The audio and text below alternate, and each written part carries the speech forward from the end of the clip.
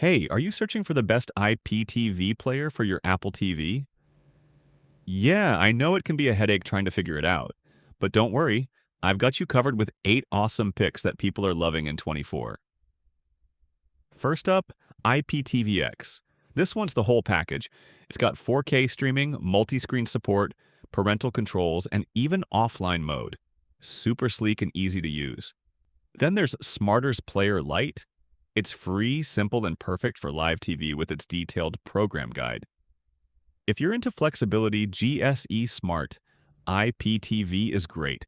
It's customizable and even works with Chromecast for big screen vibes. For something straightforward, go with iPlay TV. No fluff, just clean, simple navigation to get you watching fast. Want style? Any TV looks amazing and has tons of channels. So it's a bit pricier. And finally, there's Mega IPTV, a solid all-rounder that keeps things simple while covering all the basics. I know that you are no more confused and you want to know which one is the best. Honestly, if we had to pick one, we would go with IPTVX. It's just packed with many features and super easy to use. But hey, all of these are great options. Pick what works for you and pair it with Gen X IPTV and happy streaming.